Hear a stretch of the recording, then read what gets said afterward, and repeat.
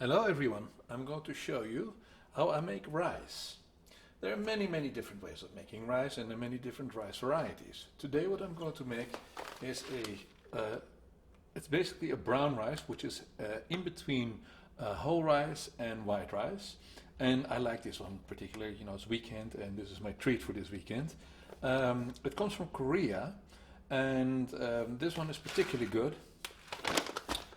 I've tried many of them and over the years I've come to enjoy this one very much.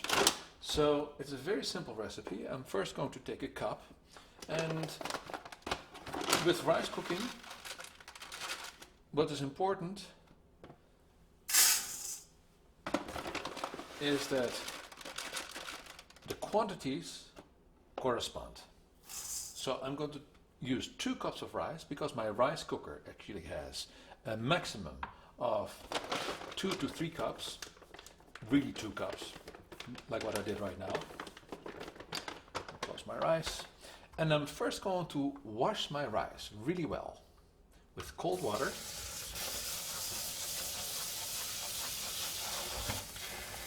Now a lot of people say you shouldn't wash the rice because you wash out vitamins. Well, yes and no. You'll lose a certain amount, but especially when boiling and cooking the rice, getting rid of the dust, the starch that's on the rice, and very often, especially when you're making whole rice, it's necessary to get the dirt and the dust off.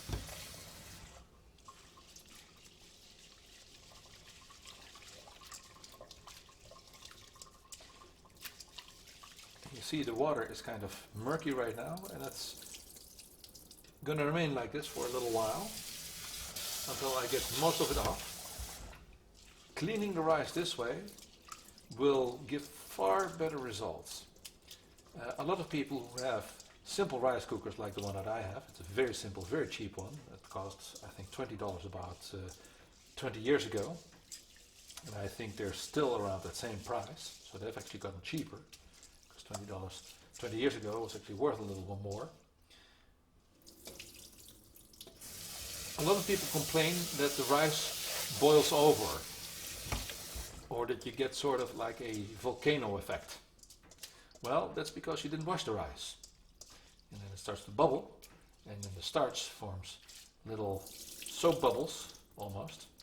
And then, yeah, you get a lot of mess around your rice cooker.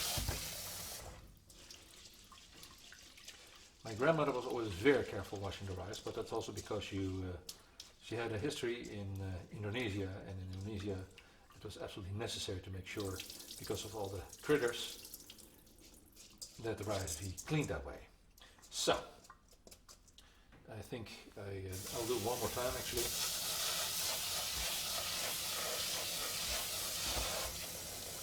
But the water more or less runs clear right now. And that's the point at which you know that all the starch is off the rice. At this point, we're going to put it in the rice cooker that I'm going to turn on with the little bit of water that was left on the rice. That's not a problem. It's not going to make much of a difference. Now this is Korean Japanese style rice, which is round rice, and naturally it's going to be a little more sticky than Thai rice or Indonesian rice, which needs to be very dry. It's also going to be a little more chewy, which I like because it gives you better texture. And now I'm going to, on the 2 cups of rice, put exactly 2 cups of water. 1, 2, and a half. 2.5 cups of water. That's all. That may seem not enough, but at the very end, when the rice is done, we'll actually add a little bit more, about half a cup, 1/4 cup to half a cup, depending on how dry the rice is, and then let it steam, and will actually become very good that way. So I'm going to turn my rice cooker on, and at this point I'm basically done. Now there's only one other thing that I'm going to be doing. I'm going to add a little bit of vinegar, and that is Chinese or Japanese vinegar. And I'm also I never really put salt in the rice, but what I've discovered is really delicious is a little bit of this type of vegetarian bouillon mix, mushroom flavor. Most Chinese stores have a similar kind of mushroom flavor. Most of them are vegetarian. Look for the variety that has no MSG in it, although MSG is not bad for you. It's umami. So I put just one very small spoon in there, and it's not all that salty. Just give it a little bit of flavor. I'm going to add a little bit of wonderful Beijing sweet rice vinegar in there, and I couldn't find my measuring spoons. I usually do it by eye, but in this case I want to be a little more precise. It's going to be a 1/16 of a cup. That's all. Put that in there. And then the really secret ingredient is a little bit of otogi perilla oil. Perilla, also known as shiso. Shiso is a green sort of mint-like leaf that they use a lot in Asia, specifically in Korea and in Japan. It's very often served with sushi. Those are those little green leaves. In the United States, they serve that actually in the form of plastic, which is horrible. But in Japan, you actually get the real thing, and those leaves are unbelievably delicious. The oil that comes out of the seed of the perilla plant is also unbelievably delicious. And we're going to just add a little bit in there. It has sort of a flavor in between mint and sesame, and it's incredible. So about, I'd say, a tablespoon. I'm going to mix it so that all the ingredients are sort of mixed. I'm going to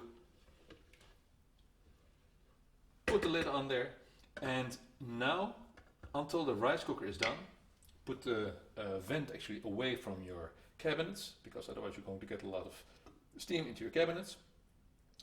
Now you don't touch it anymore until the rice cooker clicks up and everything is done. You can also do this on the stovetop. You have to be a little more careful then, and you really need to know, you need to use a pan that has a very thick bottom, because otherwise the rice will burn on the bottom, and it's always quite a chore to clean it off. So I recommend a rice cooker. A lot of people say, it's lazy. Well, I'm lazy. I do a lot of other things. So we'll come back when the rice is done. And look how beautiful, dry, etc., etc. So I'm going to stir it around and to see if there's a lot of stickiness on the bottom. Now there isn't, so in that case we had the amount of water just right. Now if you find a large crust on the bottom, at that point, really what you want to do is add a little more water, but this is absolutely the right consistency. Ooh, I have to taste.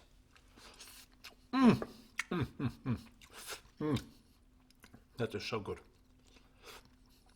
That is so delicious. I'm going to let it stand for another 15 minutes or so, but I am going to take the heat off, and rice stays hot for like forever. So in about half an hour we can eat, and the rice is going to be perfect.